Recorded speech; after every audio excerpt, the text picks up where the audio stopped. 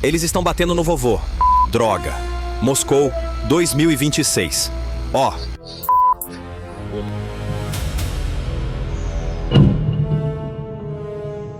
A segunda onda de tumultos por combustível em Moscou começou dramaticamente. Ah, merda. Vamos, desgraçado. Vou te bater. Tô te dizendo, vou te bater. Guarda isso ou vou te bater. As rodovias de anel da cidade se transformaram em um vasto estacionamento de caminhões e reboques, com filas serpenteando por quilômetros entre as colinas. 190. Contamos 192 carros. Pesadelo. A crise de combustível que atingiu o país inteiro por meses finalmente atingiu em cheio a mega capital que todos assumiam que sempre seria a prioridade. Passada a meia-noite, tanques vazios, carros abandonados e socos voando nas bombas. Um império do petróleo está secando. Em sua própria capital em tempo real. Agora vamos decompor as coisas passo a passo para ver como essa crise levou a mega cidade de joelhos, como mergulhou o país em uma revolta que abalou o chão sob os pés do Kremlin. Antes de prosseguirmos, um pequeno lembrete. Inscrever-se no nosso canal, curtir o vídeo e ativar as notificações ajuda diretamente análises independentes como esta a alcançar espectadores como você. Então vamos direto para a rua, para a própria fila, porque a verdadeira história está lá e está se transformando em uma revolta. As cenas são quase difíceis de acreditar. As pessoas dizem que a espera em qualquer posto chega a 24 horas. Alguns abandonam seus carros no meio da fila e vão embora quando seus tanques ficam completamente vazios. Como disse um moscovita, é impossível encontrar gasolina na cidade e em muitos postos as pessoas são obrigadas a deixar seus carros vazios para trás. O posto de gasolina está fechado. Há vários postos de gasolina onde as pessoas já estão abandonando seus carros por desespero. E os nervos estão tão à flor da pele nessas filas que brigas abertas estouram nas bombas e isso não é exclusivo de uma única cidade. Em Volgogrado, um motorista ironicamente chama isso de a Batalha da Gasolina de Stalingrado. As estações impõem limites, as filas se estendem por quilômetros e os motoristas passam a noite acampados em seus veículos esperando por combustível. Em Yaroslavl, filas para gasolina se formaram por quilômetros logo após os ataques bem-sucedidos da Ucrânia. Alguns filmam essa cena grotesca rindo, como se fosse um desfile de vitória, porque não têm outra maneira de lidar com isso. Há um lado trágico nisso também. Em Moscou, uma mulher chora diante da câmara. Em resumo, as realidades de 26. Estou aqui sentado chorando em um engarrafamento por gasolina. Outra família parte para sua casa fora da cidade para o fim de semana, mas quase todas as 4 ou 5 estações que passam estão vazias. Em apenas uma encontram combustível, e apenas do tipo de octanagem mais baixa. As pessoas perguntam desamparadas. Talvez alguém saiba o que está acontecendo com o combustível? Onde está o combustível? Agora vamos dar um passo atrás e olhar para o mapa inteiro, porque Moscou é apenas o ponto mais visível deste incêndio. Os números são assustadores. Em meados de agosto, em toda a Rússia, gasolina podia ser encontrada em menos de 3 em cada 10 postos. Apenas uma semana antes, esse número era quase 4 em cada 10 e colapsou em poucos dias. Esta não é nem a primeira onda da crise. A primeira escassez começou em maio e em julho já havia se espalhado por quase todo o país. Uma vez que o regime acalmou temporariamente as coisas, com proibições de exportação e importações, todos relaxaram. Mas a nova onda de ataques da Ucrânia no início de agosto reverteu tudo. E esta crise, que até a mídia russa chama de segunda onda, está atingindo mais forte do que a primeira. Hoje, algum tipo de racionamento está em vigor quase em todo o país. Em alguns lugares, um limite de 30 litros por veículo. Em outros, cupons, códigos QR, até mesmo um dia designado na fila com base na placa ser ímpar ou par. Segundo fontes independentes, longas filas se formaram em pelo menos 19 regiões e as vendas foram restritas. Apenas 2 semanas após o início da nova campanha da Ucrânia, quase todo o país foi afetado. A resposta do regime foi uma gestão de crise em pânico. O Kremlin encarregou sua autoridade de concorrência de monitorar os preços, e esse órgão rapidamente abriu mais de 41 investigações contra empresas de petróleo. Mas enquanto o preço médio oficial era mostrado em 77 rublos, em algumas regiões, a gasolina já havia subido acima de 100 rublos. Um Estado já não conseguia controlar nem o preço, nem a disponibilidade do bem mais básico que produz. O próprio pânico também está alimentando a crise. À medida que as notícias sobre fechamentos temporários em algumas instalações levaram os motoristas a comprar em massa, todos tentaram encher o tanque até a última gota. e a escassez se transformou em uma espiral autoalimentada. Aplicativos que rastreiam a disponibilidade de combustível mostram bombas em todo o país, mudando uma a uma para um sinal de vazio. A primeira parada marcante é a segunda maior cidade do país, São Petersburgo. Nas estações ao redor da cidade, os motoristas enfrentaram limites de venda que variavam de 50 a 95 litros por veículo. A razão é clara. O combustível da refinaria que abastece a cidade e que tem sido repetidamente alvo de drones ucranianos agora precisa ser transportado de muito mais longe. Em outras palavras, o segundo coração do império está se esforçando no mesmo ritmo. Indo para o sul, a situação piora ainda mais. Em Sochi, a costa de resort mais valiosa da Rússia, a situação do combustível foi declarada crítica. As filas se estendiam por até 12 horas e as autoridades pediram tanto aos residentes quanto aos turistas que evitassem usar carros particulares. Aquela costa, outrora apresentada como vitrine da vitória, Sochi, Adler, Gelendzhik, Anapa, Rostov, agora é conhecida pelas filas em torno de bombas vazias. A conta para a economia do turismo também é pesada. Hotéis e comerciantes estão encerrando a temporada mais cedo à sombra de turistas que não conseguem encontrar combustível. O golpe mais duro recai sobre a Crimeia ocupada. Na península, a gasolina não é vendida livremente há meses. O combustível é distribuído por cupom. Em alguns lugares, as vendas param completamente e as filas se estendem por quilômetros. A razão é clara. A Ucrânia colocou quase todas as rotas logísticas para a Crimeia sob seu controle. As estradas estão sob fogo e as balsas ferroviárias foram atingidas por drones navais. A Crimeia é a forma mais crua desta crise. Um exemplo vivo de como uma região fica seca quando sua linha de abastecimento é cortada.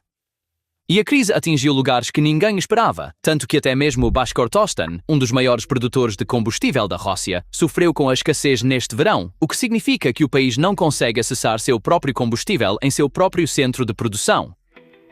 Nos territórios ocupados, a situação é ainda mais cruel. Em Luhansk, o combustível foi limitado a 20 litros por veículo, e em Sevastopol, a gasolina é novamente distribuída por código QR. No norte, na Carélia, também foi imposto um limite de 20 litros por veículo, enquanto em Kaliningrado, a oeste, os preços subiram visivelmente ao longo de 2 meses.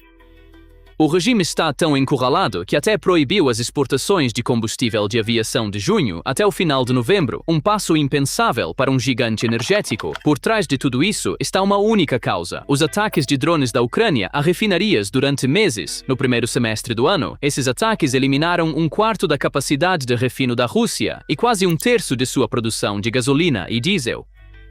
Para um gigante do petróleo, isso é como perder 1/3 do seu sangue. Agora vamos passar para a dimensão muito maior desta questão, porque esta crise não está mais atingindo apenas os motoristas, mas a própria base da economia e da guerra. Primeiro, a frente. As mesmas refinarias abastecem tanto os veículos civis quanto a máquina de guerra. Então, cada litro que a Ucrânia impede de ser bombeado é roubado diretamente do combustível que vai para a frente. Por algumas estimativas, o país enfrenta um déficit diário de cerca de 35%. O regime estoca os poucos produtos refinados restantes, primeiro para a capital e o exército. Apenas as sobras são deixadas para as regiões. A situação é tão crítica que as regiões orientais foram ordenadas a enviar seu próprio combustível para Moscou, e mesmo assim os limites foram retomados na capital. De fato, muitos observadores argumentam que cada ataque preciso a uma refinaria aproxima um pouco mais a derrota militar da Rússia. E para um gigante energético, a maior humilhação é esta: a Rússia agora está importando combustível. Agora eu vou mostrar a fila de hoje, que é para o posto de gasolina. Ou melhor, para os postos de gasolina. Veja por si mesmo, sem exagero. Para fechar a lacuna, está tentando trazer gasolina da Bielorrússia, Cazaquistão, Índia e até do Marrocos, mas até parte desse combustível importado está presa em petroleiros nos portos. Enquanto isso, a baixa qualidade tornou-se política oficial. O regime colocou de volta em produção a gasolina de baixa qualidade e alto teor de enxofre, proibida nos anos 2000. Este combustível causa sérios danos aos motores modernos e a escala dos ataques continua crescendo. Desde o início de agosto, a Ucrânia atacou novamente 11 das 34 principais refinarias. A refinaria de Orsk, em Orenburg, está fora de operação por pelo menos 6 meses, e especialistas dizem que o verdadeiro perigo ainda está por vir. Com os períodos de manutenção se sobrepondo, a crise pode atingir um novo pico no início de setembro. O panorama macroeconômico também está soando alarmes. Embora o preço médio oficial seja mostrado como 77 rublos, isso é uma ficção. No mercado negro, o combustível troca de mãos por 150 a 200 rublos por litro. Os preços no atacado tiveram seu maior aumento semanal em um ano. O mercado de ações caiu por quase 19 semanas consecutivas e o Banco Central continua revisando suas previsões de inflação para cima. Enquanto isso, a logística entrou em colapso. Oleodutos, ferrovias e antigos petroleiros não funcionam mais adequadamente porque as pessoas qualificadas que os mantinham em operação foram enviadas para a linha de frente ou já deixaram o país. Na verdade, todo esse cenário é o resultado direto de uma economia de guerra que vem se devorando há anos. Uma gigante do petróleo que tentou contornar sanções através de outros países e despejou cada rublo extra na frente, acabou esvaziando suas próprias fundações. Operando com recursos roubados e tempo roubado, ambos estão se esgotando ao mesmo tempo. Agora vou mostrar a fila para o combustível. Isto é Moscou, no distrito de Liublino, Rua Lublin, posto de gasolina Rosneft. Veja, eles estão esperando um caminhão de combustível. É início de noite. Veja, todos os carros ainda estão lá. Estou andando de scooter. E a crise agora vai muito além do combustível, chegando diretamente à mesa de jantar. As greves nas refinarias começaram a deixar até mesmo o óleo de motor em falta, e o combustível de baixa qualidade está dobrando a frequência com que deve ser trocado. Pior ainda, a crise se espalhou para as lojas. Uma escassez parcial de produtos frescos apareceu em Moscou. Nas palavras de um observador, não há mais necessidade de bombardear, eles simplesmente não conseguem entregar comida. E à nossa frente está a temporada de colheita de setembro.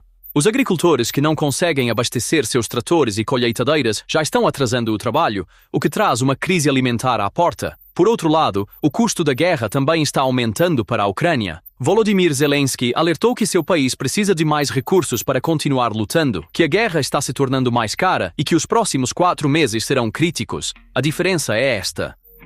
A Rússia já não consegue fechar essa lacuna com o combustível que produz, e o que realmente está encurralando o mega capital não é apenas o combustível. Há dias, Moscou também está lidando de uma só vez com uma forte onda de ataques aéreos. No dia 16 de agosto, a Ucrânia enviou cerca de 600 drones em direção à capital. As autoridades russas anunciaram que derrubaram mais de 800 drones em todo o país naquela noite, e isso foi registrado como o maior ataque desde o início do ano. Apenas 2 dias depois, em 18 de agosto, mais de 630 drones foram lançados novamente em direção à capital, e o significado do evento está oculto aqui.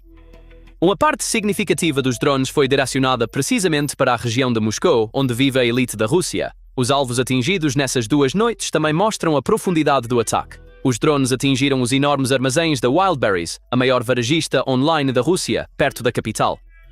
A maior delas, uma instalação de 250 mil metros quadrados e bilhões de dólares em mercadorias, queimaram em meio a colunas crescentes de fumaça preta. Na região de Moscou, um drone atingiu uma casa particular e matou um homem de 83 anos.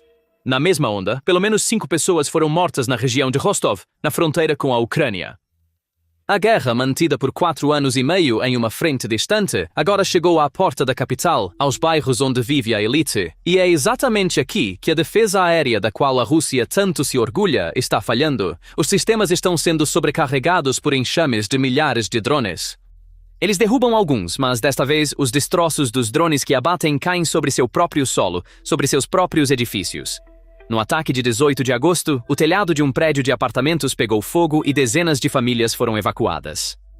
Fragmentos caindo atingiram casas. Uma criança ficou ferida. Mais de 5.000 pessoas ficaram sem energia e todos os 4 aeroportos da capital foram fechados para o tráfego aéreo de uma vez. Em outras palavras, a defesa aérea está deixando de ser um escudo que protege a cidade e está se tornando parte do próprio dano. E isso nem é novidade. Drones sendo derrubados, girando fora de controle e colidindo com os prédios de Moscou tem sido um padrão recorrente há anos, mas desta vez, a frequência e a intensidade dos ataques transformaram esse padrão de uma exceção em quase uma rotina. A capital, antes considerada intocável, agora passa suas noites em abrigos e em aeroportos fechados. Este quadro é tão óbvio que até o próprio regime já não pode mais negá-lo. O prefeito de Moscou admite que os ataques de drones à capital multiplicaram-se várias vezes nos últimos meses e que aproximadamente 2/3 dos drones lançados contra a Rússia agora têm como alvo direto Moscou. E a confiança nas ruas já se quebrou. Em um vídeo viral filmado bem em frente à catedral principal das Forças Armadas Russas, um homem desafia diretamente o exército. Drones iranianos não vão te ajudar. Calibres e Grad não vão te ajudar. Eles vão acabar, suas balas vão te pisotear. Ficarei feliz. E é aqui que a verdadeira tragédia da mega capital se duplica. A mesma cidade, ao mesmo tempo, não consegue encontrar gasolina para encher seu tanque e passa suas noites sob drones caindo do céu. A capital que viveu por anos longe da guerra em uma bolha segura, agora sente a guerra tanto na bomba quanto no próprio telhado.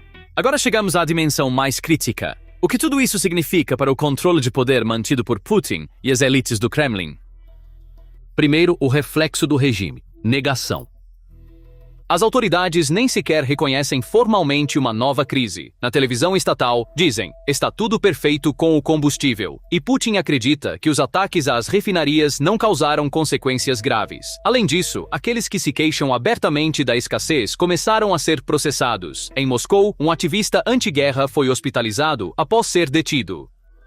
E o exemplo mais evidente da negação é este. No dia em que Putin ia visitar uma região, o preço nas estações foi subitamente reduzido em cerca de 24 rublos e voltou ao seu nível antigo no momento em que ele saiu. A estabilidade exibida é, literalmente, um cenário montado, mas por trás desse cenário, as próprias elites agora admitem o colapso. Até mesmo um dos ideólogos mais proeminentes do Kremlin diz abertamente que, com a crescente onda de ataques em solo russo, a ansiedade está se espalhando pelo país. Um ex-membro do Estado-Maior-Geral da Rússia, um estrategista com doutorado em ciência militar, alerta que o país está à beira de uma explosão sociopolítica e que a divisão dentro das elites atingiu um ponto de ruptura. Um comentarista econômico russo fala de forma ainda mais direta. As greves nas refinarias estão desencadeando uma fuga de dinheiro do sistema bancário, e até mesmo a escassez de combustível por si só é suficiente para derrubar o regime. Esta fuga de capital também é um sinal da fissura dentro da elite. Mesmo figuras próximas ao regime estão movendo suas fortunas para refúgios seguros, enquanto em público ainda se diz que está tudo bem. Afinal, o momento mais perigoso em uma autocracia é quando a raiva do público e a hesitação da elite se encontram no mesmo ponto, e a crise do combustível está alimentando ambas essas veias ao mesmo tempo. O mesmo diagnóstico é feito por aqueles que observam de fora. Um ex-diplomata ocidental experiente enfatiza que a Rússia está perdendo soldados muito mais rápido do que pode substituí-los com o aumento do custo dos ataques da Ucrânia e que o Kremlin não pode vencer esta guerra. Alguns dissidentes russos resumem isso em uma única frase. A estratégia direcionada a Moscou começou a funcionar porque Moscou está finalmente abrindo a mente. A soma dessas admissões é um limiar marcante por si só. Em um sistema que por anos engoliu cada má notícia como uma dificuldade temporária, agora até os próprios porta-vozes do regime, seus próprios ideólogos e seus comentaristas de guerra mais leais conseguem ver a rachadura. E em uma autocracia, a forma mais perigosa de medo é exatamente este. Aqueles no topo percebendo silenciosamente que as coisas não estão indo bem. Por que isso importa tanto? Afinal, combustível barato e abundante em um petrostado faz parte do acordo silencioso entre o povo e o regime. Quando nem mesmo a capital consegue encontrar gasolina para seus carros, a narrativa de que tudo está sob controle desmorona. E o debate agora vai muito além da fila da gasolina, direto para o futuro do país. Alguns russos perguntam abertamente, por que um país sem estradas, com mais de 20 milhões de pessoas vivendo na pobreza, com salários congelados, deve ocupar terras de outras pessoas? Alguns expressam um medo muito mais profundo. Se a Crimeia pode mudar de mãos através de um referendo, quem pode garantir que a Chechênia ou o Daguestão não farão o mesmo amanhã? Aquela avaliação de caráter que o último líder soviético, Mikhail Gorbachev, que uma vez trouxe liberdade ao país, fez de Putin anos atrás, dizendo que terminaria em catástrofe, está voltando à mente de muitos hoje, e é aqui que reside o verdadeiro beco sem saída do Kremlin. Esta guerra tornou-se a razão de ser do regime, por isso parar não é fácil. Mas à medida que a guerra continua, as refinarias que produzem o combustível que a mantém viva queimam uma a uma. De um lado, o risco de deixar a frente sem combustível. Do outro, o perigo de perder o público e a elite ao mesmo tempo. Ambos os caminhos levam ao mesmo lugar, ao mesmo acerto de contas. Os tanques que uma vez disseram que tomariam Kiev em 3 dias hoje não conseguem encontrar combustível para sair do depósito, e os moradores da mega capital, prometidos um império em ascensão, esperam 3 dias na fila por 30 litros de gasolina, com drones sobrevoando, nada menos. Um gigante do petróleo realizou com suas próprias mãos o que as sanções sonharam por anos. Com cada refinaria em chamas, cada bomba secando, cada fila furiosa está se consumindo por dentro. Mas a rachadura mais profunda não está nas bombas, está diretamente sob o Kremlin. Pela primeira vez em muito tempo, tanto o cidadão comum na base quanto a elite no topo estão perdendo a paciência ao mesmo tempo. E desta vez, o colapso está sendo admitido até pelos próprios ideólogos do regime. Se essa pressão trará um acerto de contas ou se o regime continuará com combustível de qualidade inferior e uma dose maior de negação, o próximo inverno mostrará. Uma coisa é certa: o verdadeiro estado de um império não se lê nas histórias da televisão estatal, mas no comprimento das filas nos postos de gasolina da capital. Para se manter informado com análises independentes como esta, por favor, não se esqueça de se inscrever no nosso canal e ativar as notificações. Obrigado por nos escolher.